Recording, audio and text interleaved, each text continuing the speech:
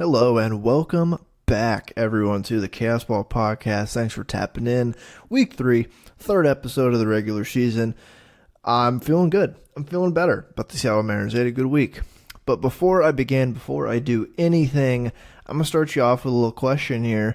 Who do you think is the all-time leader in ERA for your Seattle Mariners? And I'll give you a second to answer this question. You think you got it? I mean, listen, it's the usual suspects at the top of this list. It's people you might guess who would be first. My first guess would have been Felix Hernandez, and that would have been correct. But also, if you guessed Hisashi Iwakuma, Randy Johnson, or James Paxton, you'd also be correct because there's a four-way tie for best ERA in Mariners history for a qualified starting pitcher. It's 3.42, and it's those four guys I said, Felix, Iwakuma, Randy Johnson, and James Paxton, a four-way tie for the top of that leaderboard. I was just going through this a few days ago, I was bored, and I had no idea. If you knew, then you definitely looked at this in more recently than I did, but that's pretty funny. 3.42 on the dot for all four of those guys. Super interesting. All four great pitchers did phenomenal work for the Seattle Mariners. Out of how many innings they threw, I mean, Felix Hernandez probably threw the most for the Mariners, I would imagine, but I wish Felix was the out on number one, but you can't have everything in this world. But that was just a fun little stat I wanted to throw at you to start the show. Shout out to all four of those pitchers. Now, what have the Seattle Mariners been up to? They are on a hot streak right now, theoretically. 3-game win streak. They just swept the Reds after losing 2 of 3 to the Cubs at home. They came home after a tough road trip where they won 2 of 6 against Milwaukee and Toronto. They come home to face the NL Central. They drop the last 2 games of the Cubs series. Very close games. Really unfortunate to lose those games. Really close games. Except for one of these, all 6 of these games are pretty close. I feel like these teams are all hovering around the same frequency right now.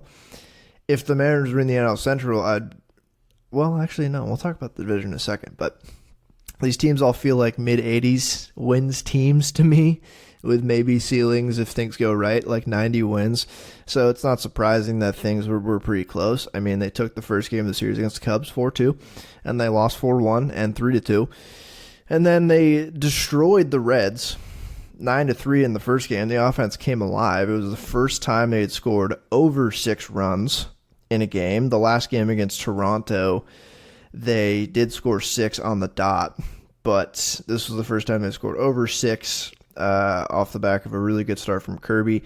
And then Logan Gilbert and Bryce Miller had phenomenal starts the next 2 games as the Mariners went 3-1 and 5-1. And that puts the Mariners at 9-10 now overall. And checking the standings of the AL West here right now, the Seattle Mariners are squarely in third place. There's no ties in this division right now. Texas Rangers won today as I'm recording this. They're 10-9 in first. The Angels are 9-9 in second, holding on to the second spot. Mariners 9-10 third. The Oakland Athletics, 8-11, off to a great start for the Oakland A's. I gotta say, I've watched a couple of these A's games this year. It's been fun. Dare I say fun? I talked about it in my preview. They have interesting ball players on that team, and Mason Miller is an absolute animal out of the bullpen. And then last place. Oh no, last place, 6-14, the Houston Astros. The brutal start to the year for the Astros. I implore you to not, I repeat, don't do it. Don't go look at Jose Abreu's Baseball Savant page. Just don't do it. Don't do it. They do have Verlander coming back, I think tomorrow when I'm recording this, but today if you're listening to this on drop day. But that's how the division is shaking out. I mean, it's really close. I have a feeling it's going to be pretty close all year, but we've played 19 games, so how much can I really take away from this? I think the Astros are The Astros are probably fine. I think their pitching is definitely a concern. I highlighted that in the preview, but I think their offense is going to be fine. And the A's, I don't know if the A's are going to play close to 500 ball all year, but I mean, Mark Kotze, shout out to him. I think his pregame goal for these guys was like play 500 baseball. And it's a lot of young guys with a chip on their shoulder, and they're not trying to move the team, and it can't be easy with all the noise around that team to be playing for them right now, but they're doing it and they're playing pretty well. So Mariners just right in the middle, playing better ball right now, though. The pitching has been absolutely phenomenal. It's been, I don't want to say historically good, but we'll say it's been kind of a return to normalcy, I guess.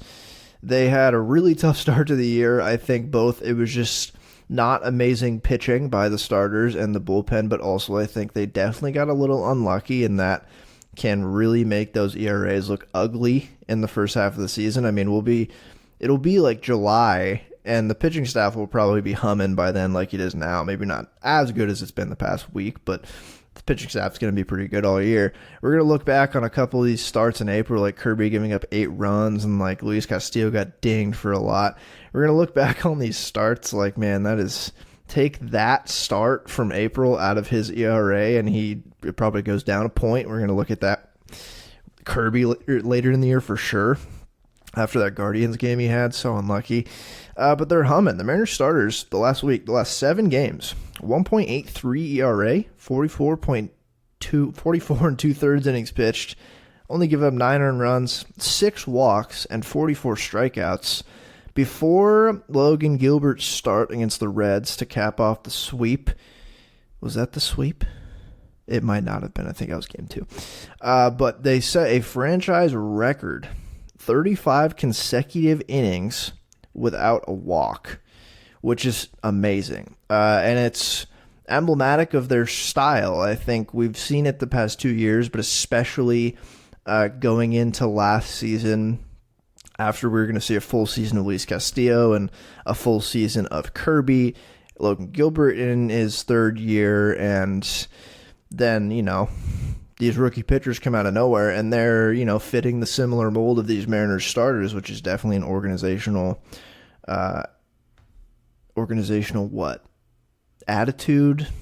Identity. That's the word I'm looking for. They just go at you. They're not like the most elite strikeout starting pitchers. I mean, you have Luis Castillo and Gilbert, who are probably your top 2 like K guys, but again, Kirby's not an elite whiff or strikeout guy, and Bryce Miller and Hancock and Wu, maybe they will be, but they just get a lot of weak contact, but they just attack. They attack the zone, and they don't want to give away free passes. They're going to trust their stuff in the zone, and it works for them, and it's great. It's awesome to watch.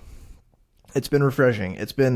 The past week was awesome. The offense started to look at least better. I mean, we know the offense is going to be this bad all year. We know that. We know it's April. But we of course, we knew the starters weren't going to be this bad as well. And this week they kind of remedied that and have absolutely shoved. And this is without Brian Wu, the out-and-out 5th starter. And without Gregory Santos and Matt Brash on the bullpen. The bullpen's been really solid. And you got to think when they get those guys back, it's only going to get better.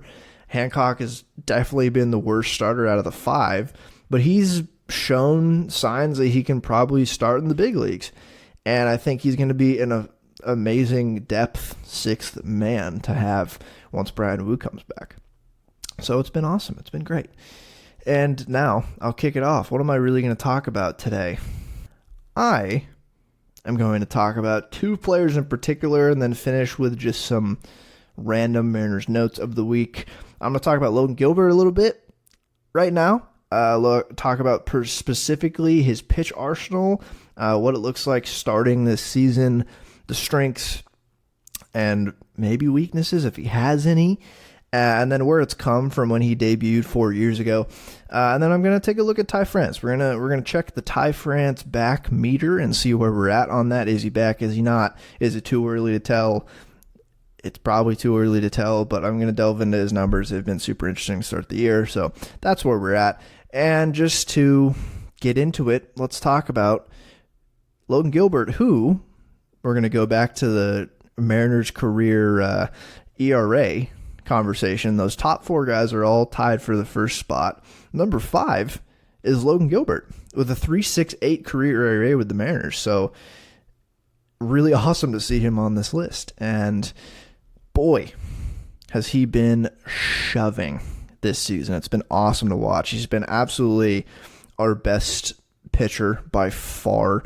Bryce Miller's start has been awesome too, but Logan's has been even more impressive. And I'll get into why here. He has been one of the best pitchers in baseball to start the year. And so far, he has started 4 games. So, it's still early, but the signs are here. And we know he's a good pitcher. So it's not like we have to really take him being good with a grain of salt here.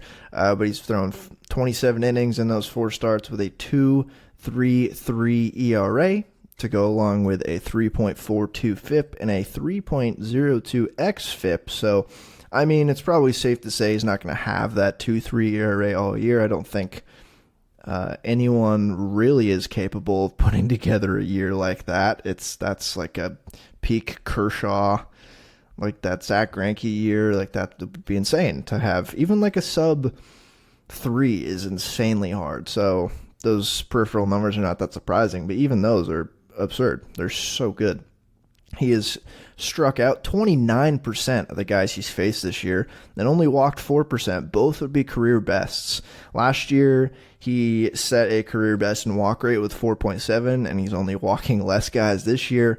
His rookie year, when he pitched half a season basically his rookie year, so that's a good enough sample, was his best K percentage actually at 25.4. So that would be by far 29, even if he is 27, 28 ending the year. That's still by far his best K percentage of his career so far. Just has been phenomenal, and I think it's a credit to what he's done with his pitch arsenal. He has tweaked it like a lot of pitchers do every year, but he's really changed it this year. And if you look at his pitch arsenal compared to his rookie year when he came up, it is completely different, and it's really impressive how he's managed to put together great numbers since he came up as a rookie while changing this arsenal. And really, he has Cy Young looking stuff right now. The way he's carrying himself on the mound too, he's just been dominant, and his location has been better this year. Just everything has been better, but I will dive into his pitch mix because it's just so interesting this year. He's throwing a cutter that looks phenomenal.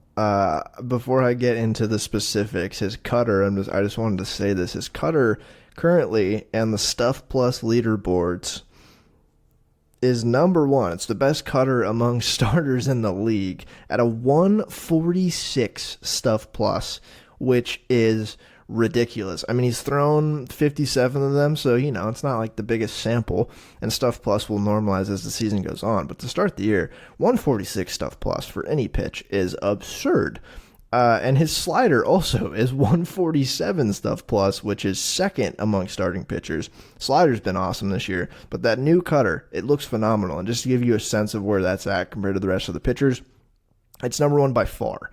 If you know ball, then you can probably guess who number 2 is. It's Corbin Burns, and his Stuff Plus cutter right now is 128.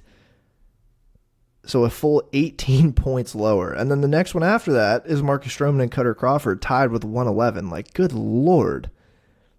His cutter's been awesome, but his pitch mix this year, it's a split finger, it's a cutter, it's a four-seam fastball, it's a slider, and then it's an occasional curveball or sinker. The sinker he's thrown 3 times this year. He threw it 8 times last year. I just don't really think that's part of his pitch arsenal. I feel like he's not going to throw that at all going forward, especially based on how good the cutter and slider and fastball have been. And the curveball, he came up throwing the curveball a good amount. You threw it a lot in the second year. You threw it a decent amount last year, but he has basically eliminated that in lieu of the slider as his main pitch, off-speed pitch. So he's throwing his four-seamer and his slider this year 30.8% of the time for both of those pitches, equal usage.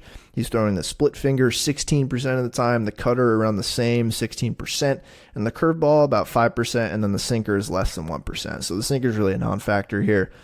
But four-seam slider, that was his bread and butter last year, and he's throwing less four-seam fastballs this year and more sliders. That split finger, we saw him debut it last year. It was filthy. I think it's even better this year. I think he's given up one hit on it, and it was a weak ground ball in the infield that Drake Fairley beat out. He has a 56.5% whiff percentage on the splitter, which is crazy. And pair that with this new cutter and like a curveball that he's going to throw in there a couple times just to, keep him off balance. That is a really good pitch mix. And go all the way back to his rookie year. He came up, and we knew coming up he was a fastball, like four-seam fastball and slider, but the main pitch was that fastball. That was his bread and butter fastball, and he's stuck with that in his career. And part of what makes it special is not only like the velocity. He averages 95 to 96 on it, which is really solid velocity, but since coming up, he's been one of the elite starting pitchers in Major League Baseball in terms of extension, which is basically measures in feet how close a pitcher releases the ball to home plate. And he currently is in the 100th percentile this year. He was his rookie year, and then last 2 years he was in the 99th percentile. So basically he's throwing the fastball pretty hard, but it's leaving his hands so close to the plate. The perceived velocity is definitely more than 95. That's part of what makes it special. The way he throws it, there's just a lot of ride through the zone on it. It's a great fastball. He's stuck with it his whole career, but his rookie year, he threw it 61% of the time because it was, he didn't have very good secondary stuff his rookie year at all. His slider, there was definitely some encouraging signs, but it wasn't a good pitch. His changeup that he came up with was not a good pitch. His curveball, he didn't throw much, but also not a good pitch. And then he comes out his second year. He's throwing the fastball a little less, but still over 50% of the time. He's going more curveball and about the same slider. And the fastball continued to be a really good pitch. The changeup, he actually worked into a decent pitch. Same with the curveball, but that slider still was not a great pitch. It was not a very good pitch. Go to 2023, his third year, and he's throwing less fastballs. He has decreased his fastball usage every year. It was down at 42%. He remade his slider, basically. His slider was an elite pitch last year. His fastball evened out to not even being a great pitch. But the slider was great, and the new split finger he came out with last year was awesome. He threw less curveballs, and the curveball wasn't a great pitch. And then he threw 8 total sinkers last year. Again, sinker, non-factor here. But that jump from 2022 to 2023 of his slider and how good it got last year was phenomenal. Paired with a really new splitter, that was great. All of it would have been better if his fastball was a little bit better. In terms of run value, it was a 0 last year, and the year before it was 12 with 10% more usage, so factor that in, but it was not an amazing fastball last year. The characteristics were really similar, but he got a lot less swing and miss and a lot more hard hits on that fastball because I think guys eventually are like, okay, we're just going to sit on this fastball and make you prove that your off speed is good enough, and he did that with the slider, but guys still sat fastball, and sometimes if he's not locating that fastball well or just up in the zone and it's a little bit down in the zone, guys will hammer that pitch. But that's where his stuff was at the end of last season. It was still, fine fastball, but really good slider, and then an interesting splitter that proved to be a really good pitch that moving forward he was obviously going to work on. But really it was the 2022 to 2023 jump in the slider that was whoa. It was, I don't even know what he did to it. He basically got it to sweep less, but made it into a gyro slider like I've talked about. He made it less of a sweeper and more of a vertical slider. So it's compared to league average, it moves 2 inches lower than the average slider. And horizontal movement, it's 2.5 inches below league average. So it doesn't sweep as much anymore. He gyroed it. So it just is a harsh dive slider, and that really, really worked for him and his delivery. And then you go into this year, and it's like, okay, maybe he needs to throw a little bit less of the fastball so guys can't sit on it or just work on the command, because the slider is great. And the split finger looked great, and you could only imagine he's going to work on it in the offseason, and it's going to look great again. And it does. Those 3 pitches this year have looked awesome. His fastball has been great. I think throwing it less is definitely helping. I think he's locating it a little bit better. His slider looks more or less the same as it did last year. It is getting even more downward movement on it last year, so it's moving even more vertically. And then the split finger looks awesome. The split finger, I think, is just, he's repeating what he did last year and just throwing it with more confidence this year. I feel like it's playing better off more slider usage and less fastball usage. And it gets really, really good arm side movement on it. Just a really good pitch. You can throw it dead zone to right-handed hitters or low and away to left-handed hitters. A really good pitch to attack both guys. And then he's like, you know what? Screw it. I'm going to throw a cutter in there. And the cutter has been awesome. I told you the stuff plus numbers. His cutter has been great. And he's throwing that around the same amount as a splitter. So his fastball and his slider around 31%, and split finger cutter both are around 16%. And that's essentially his pitch mix with a 5% usage of curveball this year. And it's been awesome. It gives him so much stuff to play with against both handedness of hitters. The fastball will work against both, because he rides it up there in the zone. If he can locate it, it's a great fastball. The slider works low and in to left-handed hitters and just low in the zone. It just disappears. And to right-handed hitters, it also, low and away. Even though it doesn't move quite as much horizontally, it's still going to be just a low and away pitch to locate. It's going to be really good. The split finger, like I mentioned, dead zone in on a right-handed hitter, low and in, if he locates it well and doesn't leave it over the zone, which he hasn't been. And even if you do leave a splitter over the zone, it's got so much late downward movement on it. Guys often swing above it and just ground out. And that was the hit they just given. That was the one hit. It was a really weak ground ball on that pitch. And then this new beautiful cutter is kind of the opposite of the split finger, where he can dead zone that pitch to lefties low and in, and that's kind of a lethal strikeout pitch. And then also he can locate that, low and outside to right-handed hitters. I'd probably throw it more to lefties if you can really locate it. But also, similar to the split finger, even if you kind of leave it in the zone, it has so little downward movement to just kind of screw with the swing path a little bit to get guys to roll over on it. The split finger and cutter can work both as out pitches or just complete wipe out whiff pitches along with his slider, and then mix in the great fastball. And it's so funny if you go to Baseball Savant to look at his pitch percentage by season. The fastball is like the not stonks graph. It's just going down and down and down. And then these new pitches just keep randomly appearing. Like he had a knuckle curve. He's got rid of the knuckle curve. And then all of a sudden the split finger comes in, and then this season there's this little boop, there's this little cutter that's all of a sudden appeared on the graph. And he's been so good. And I think obviously he's not gonna put up a sub 2.5 ERA all year, but the stuff plays. I'm so confident in him moving forward through the rest of this year with this stuff. That cutter is really what's been so impressive to me. And his pitch mix and arsenal's come so far. So that is Logan Gilbert's pitch arsenal. It's just been phenomenal, and I really enjoy watching Logan Gilbert pitch. I'll say it. I will say it. And it's crazy he's walking even less guys this year too. His weakness is always just giving up hard contact. He's kind of done that since he's come up. A lot of it has been fastball. I mean, again, if you throw the fastball in the zone as much as he does, it's going to get hit pretty hard occasionally. That's really the issue with Logan Gilbert, but that is what plagues a lot of guys with really good stuff who are really good starters.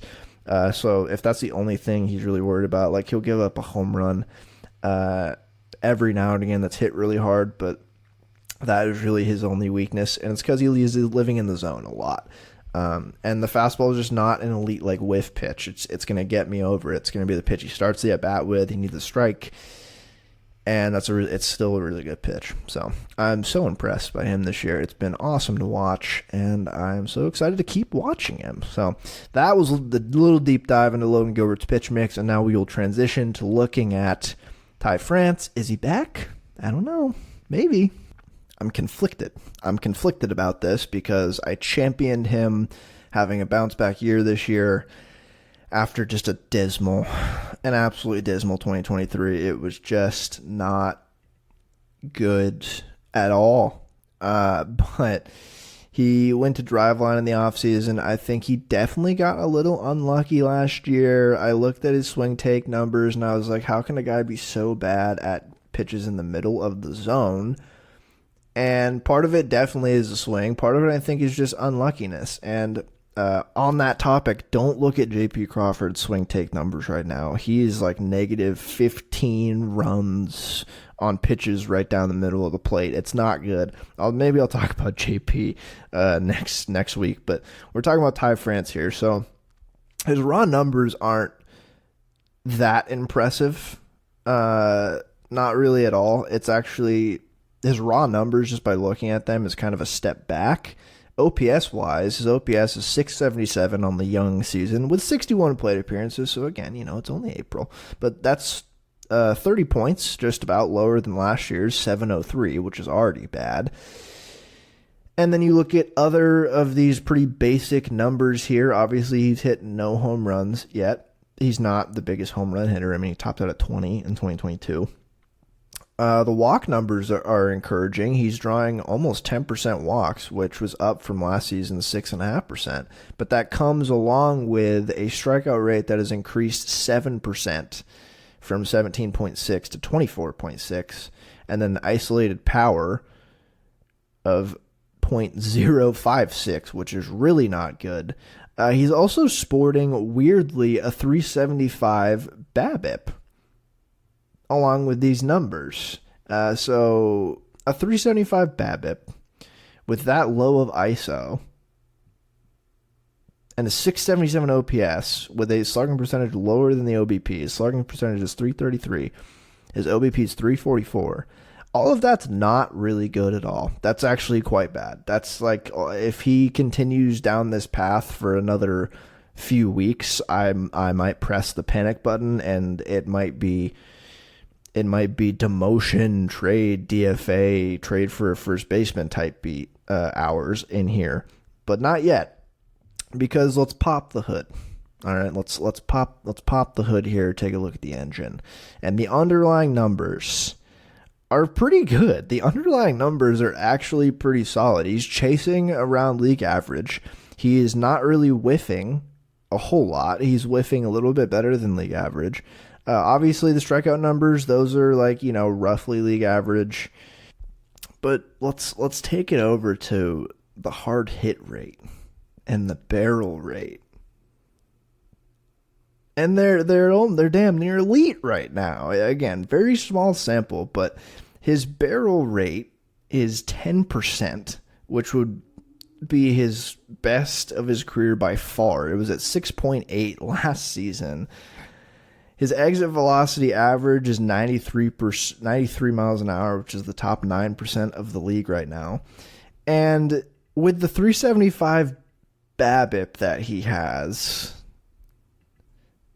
and the 278 average, his expected batting average is 322. His current slugging is 415. And his expected slugging is 532. That is 200 points lower, which is insane because his hard hit rate is 57.5%. That is the top 4% of the league right now. So these numbers to me look great. He is hitting the ball hard, really hard. He is not only doing that, but it's coming with barrels, so he's perfecting the pitch like an MLB The Show. He's doing that all the time. And the launch angle, you'd be like, oh, so he's hitting a lot of hard ground balls. He's doing that, which I will say has obviously been a Julio issue. But again, if you hit enough hard ground balls go for hits more than fly balls do. Obviously, you hit fly balls really hard, and a lot of them go for home runs. That's where that can come in. But hitting ground balls hard, it's not ideal. But if you're still hitting the ball hard, it's not the end of the world. But his launch angle is roughly 10, which is online-ish with where his career has evened out. And it's not a bad launch angle at all. That's a fine launch angle. So I am perplexed. I've looked at these numbers. I've looked at these numbers a lot, and I don't really know where to land yet. And some of it is definitely early season, small sample wackiness. But I am going to take the good over the bad right now and look at this hard hit rate, and something is working. Something that he did with Driveline, the swing change, his approach, whatever it was, something is working. Now, is he running faster? Not at all. But do we care about that? I mean, we do care about it, but that wasn't an expectation coming into the year. He's still bottom 6 percentile of the league in sprint speed. But no, there's something with his swing that is working, and I think he's gotten a little unlucky this year. And the hard hit numbers reflect it. I mean, his best hard hit rate of his career was his rookie year in 2019. He had a 42.6 hard hit rate. But even then, that was a way smaller sample. If you take the last, let's say from 2021 on, the best hard hit rate of his career was 2021 with a 38.9. It's 57.5 right now. Even if that regresses to 45 over the course of the season, that would still be his best by 7%. So I'm just gonna take that. He's Kang more, but I'm just gonna take the good right now, and he's hitting the ball really hard. So on the Ty France meter, I'm not ready to declare him back yet, not at all. But the hard hit rate is really encouraging. The numbers aren't quite showing up in a big way yet, but I'm hoping that if he keeps hitting the ball this hard, it's almost impossible to have those terrible numbers. So I'm just super encouraged to see where this takes us, because these stats confuse the absolute hell out of me. So Ty Friend's back meter, I'm gonna go with no, not yet. I'm gonna go with it's April, so not yet. And yeah, that was Ty France. I wanted to talk about Ty France because I looked at these numbers the other day and I was like, how does this make any sense? Like, these numbers cannot be correct, but they are, and it's perplexing. But I shared it with you, and you can do what you want with those numbers. And now it's time for the very chaotic part of the show where I read the notes that I took this week during Mariners games. So without further ado, I will do that for the remaining 10 minutes of this show. First and foremost, Justin Hollander, and pretty optimistic from what it sounded like. Justin Hollander gave us some updates on some injuries. The ones I'll focus on specifically are Brian Wu and Matt Brash. Good updates here. They are both progressing. They're both throwing right now. I think Brash, he threw like live BP last week, and I think Brian Wu is now trending. I think he threw a bullpen last week as well. Justin Hollander said possibly they might be back by May 1st. I doubt they will rush them back. I feel like May 1st is aggressive. I mean, it's in 2 weeks, or I guess like more or less, 10, 11, 12 days. But May 1st feels aggressive, but it sounds like they're both on a similar track in terms of coming back to the team, and that was very good news. It sounds like they're like both their throwing sessions, the live BP from Brash and the bullpen from Brian Wu, both went really well. So that's really encouraging to hear, and I'm going to be interested to see how they handle the demotion promotions with that, because they'll go on rehab, obviously. Do they just straight up demote Emerson Hancock to the Rainiers? Do they keep him and run a 6-man rotation and just demote 2 relievers and call Brash up? Like they demote 2 relievers, call Brash and Wu up, and just run a 6-man roto. I don't know. I'm going to be intrigued to see. And in the meantime, that would be knock on wood, that would mean everyone's healthy by the time they come back, which is never a certainty in any sport, but especially not being a pitcher in baseball. So we'll see. But that was a really good update. Next note, Dylan Moore looks phenomenal in the City Connect jerseys with yellow spikes. Excuse me. Oh, had to burp, but I'm not going to edit that one out.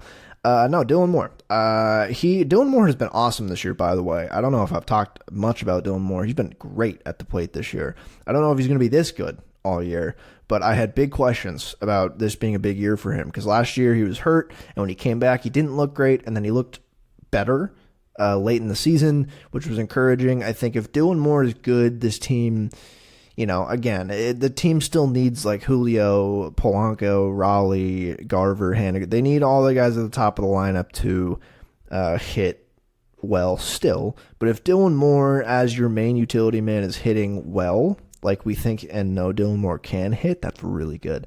And then in the game on Friday, the City Connects, I'm still not enamored with the City Connect jerseys. I like them. I don't dislike them.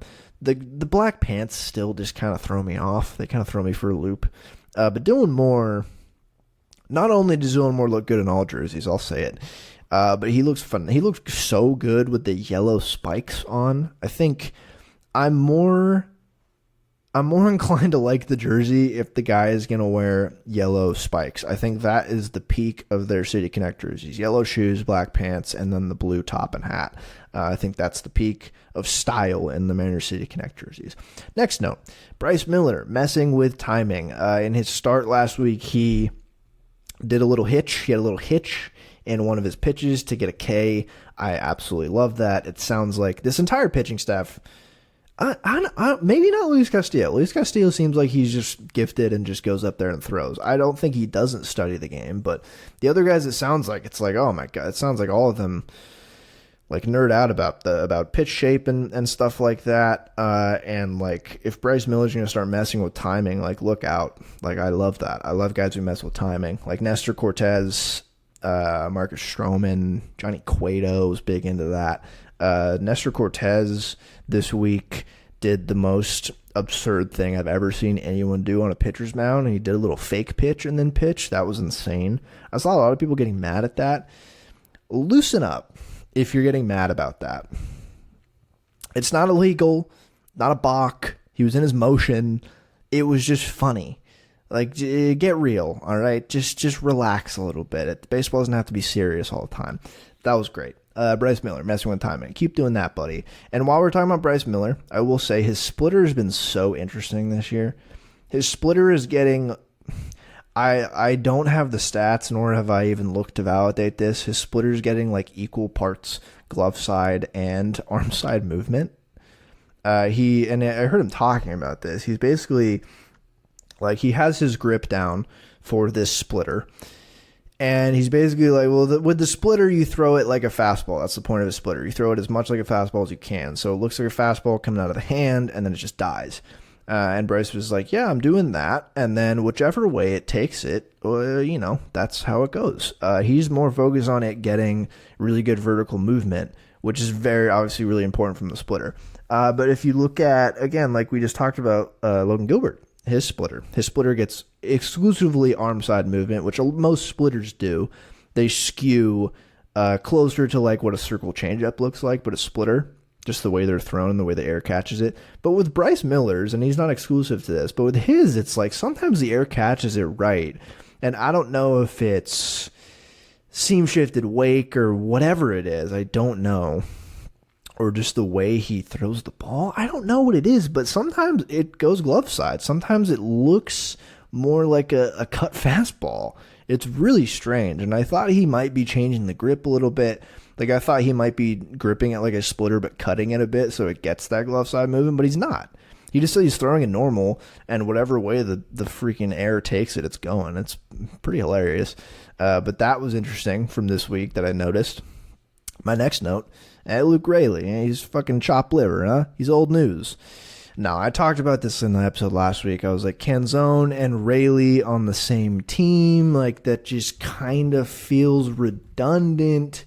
And then Canzone answered that by making a great catch in left field, but having zero disregard for his own body.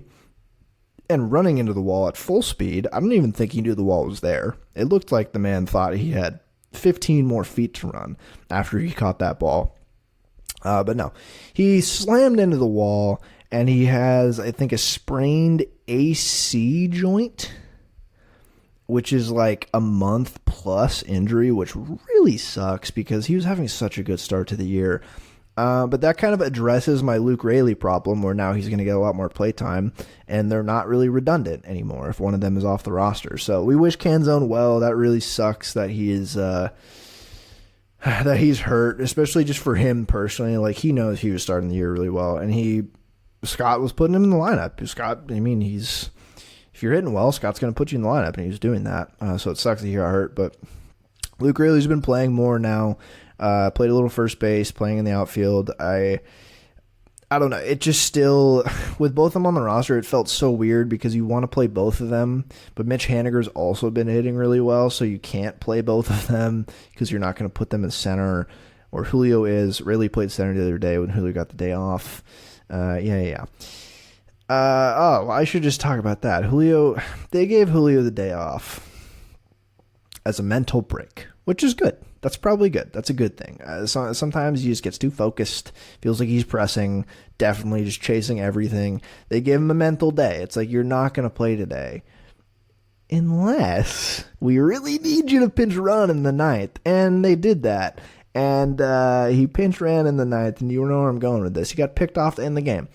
That was maybe the most frustrating game of the year. That was very emblematic of how the year had gone up until that point. It was the last 3 innings of that game. In a 1-run game, they ended innings, ground into double play. Julio pinch run, and then immediately gets picked off to end the game. It was absurd. And it was like, why? I understand.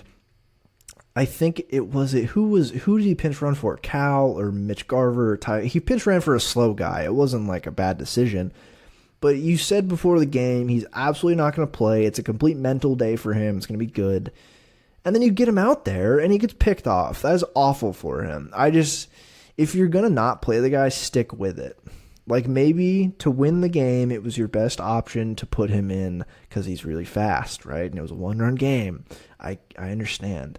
But if you're going to say to the guy, we're not going to play you at all today, just relax, and then you get him off his ass, and maybe he was so relaxed, he got picked off. You know, that was so frustrating. I can't believe the game ended that way. It really was emblematic of Julio's, specifically his season, and how it's gone so far. So that really sucked. Next note on the topic of the Canzone injury, Jonatan Clase is up. There was some questions once he went down. Once Canzone went out, Brian Anderson was pulled from the Rainiers game in like inning 3. And everyone on Twitter was like, they're calling up Brian Anderson of all people? Why? That doesn't make any sense. I was trying to rationalize it, but I couldn't. It made 0 sense to me, but they're not doing that.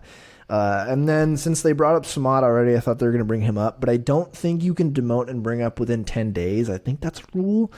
And so I don't think they could have brought up Samad again. And they said, hey, Jonatan Clase, let's do it. Get up here. And he's been a spark. They brought him up and they swept the Reds. Jonatan Clase is 3-0 on his young career. And he's just been a spark plug. He has put together some pretty good at-bats. We've seen how fast he is. He appears to play left field pretty well. He stole a base the other day. His first hit was an RBI. He came in with a really big RBI double the other in one of the games during the Reds series as well. He's just looked awesome. It's been like a breath of fresh air that maybe this team just kind of needed, like a young guy like that to come up. I think that was part, of why 2021, 2022, and even last year, I don't know. Last year, they were just establishing pretty good. But 2021, 2022, you had all these debuts of these top prospects. And I think that does just give your team an extra oomph, an extra little chip on its shoulder. I mean, we saw the Reds last season, all the rookies that came up, and how they almost made the playoffs. The Diamondbacks had a couple of impact rookies, and look, they went to the World Series. I mean, it just, same with the Rangers. Sometimes you need to have some rookies come up and really ignite the fellas, because there hasn't been a top prospect rookie come up for this team since basically Julio made his debut. I mean, you had that and then Kirby coming up. Otherwise, the farm was pretty depleted at the top level of the farm, I should say. And now more guys are moving through the system, and Jonatan Clase has worked his ass off to get here. I remember him getting signed. I was in high school. He got signed to the Mariners, and I was keeping up with the Mariners pretty heavily at that point. And all I read about this guy was he's 80 grade speed, with just question marks at the plate. And since then, he has added so much to his frame, so much muscle. He was a 20-20 guy in the minors last season. I think it was 20 home runs, 79 stolen bases, or something crazy like that. His speed's still there. He's really worked his ass off to be a good power-hitting switch hitter. For a relatively small dude, he's very muscular, and the biggest question marks are still just like swing and miss, and I think we're going to see that this year. I think he's probably going to strike out a fair amount. But again, strikeouts aren't all bad if you're really impacting the baseball and like getting stolen bases, and he also just provides so much speed, and this team without Julio is not fast at all. Like, the second fastest guy on this team after Julio is like Luke Raley. And now with Jonatan Clase up, you at least have more speed on the base path, because like JP Crawford's not fast, Ty isn't fast, Mitch Haniger's not very fast anymore. I don't even think he even was that fast. Luke Raley is surprisingly fast. Kyle Raleigh, not fast. Mitch Garver, not fast. Dominic Canzone, even not really fast. That was a big thing I identified in the team last year, was speed and their lack of it besides Julio, and Jonatan Clase at least gives them that. That's what also like Samad Taylor gave them. They have a bunch of speed on the Rainiers, which is at least encouraging to bring up. Oh, Dylan Moore. Dylan Moore's pretty fast. I'll give him his credit. But Jonatan Clase, been really fun to watch. Again, it's, if he continues, and he's been playing every day in left field. If he continues hitting well, and I don't know, man. I mean, Dom's going to be out for a while, so Jonatan Clase might be up for a while. This gives an opportunity to him, and again, Luke Raley, I need to see more, man. I need to see you really socking dingers if you want to stay on the squad. What else? I have more notes, but I'm reaching the time where I need to cut it. It's almost time to start having a conversation about Luis Castillo. I wrote that down before his most recent start, and he looked great. So we'll put that on the back burner for now. I already talked about Ty France. I wanted to pose this. Like, imagine this offseason if the Mariners signed Nelson Cruz and Robinson Cano. When they signed them back a decade ago, but put those versions of those guys, this offseason signings, on with this current team, this current core, how fucking good would the Mariners be with those two guys, with this core? I mean, I was thinking about that, and it made me sad, because obviously we'll never see that, but imagine. Wouldn't that be cool? One more thing before I wrap. One more thing. The Salmon Run, I've been keeping up with it. I don't have the standings in front of me. I know Humpy still hasn't won.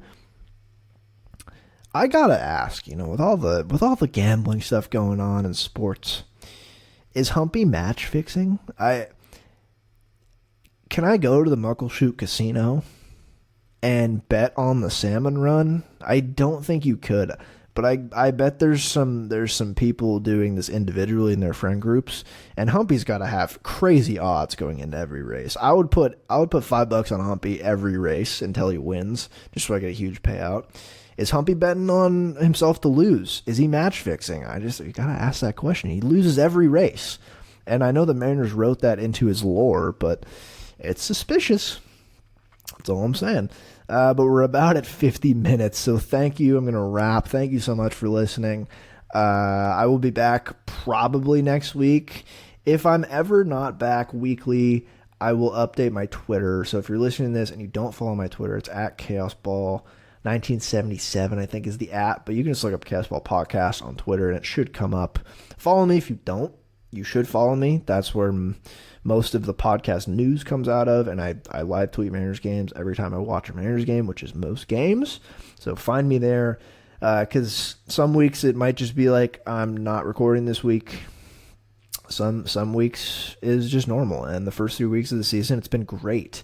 They've had 3 straight Thursday off days, and that's the day I really like to record. It fits perfectly with my schedule, so thank you, Mariners, for doing that for me. That's really appreciative. You didn't have to schedule your games around my podcast schedule, but I appreciate that you did. But with that, I'm signing off. I will see you maybe next week, maybe in 2 weeks, but more importantly, have a good rest of your week, and go Mariners.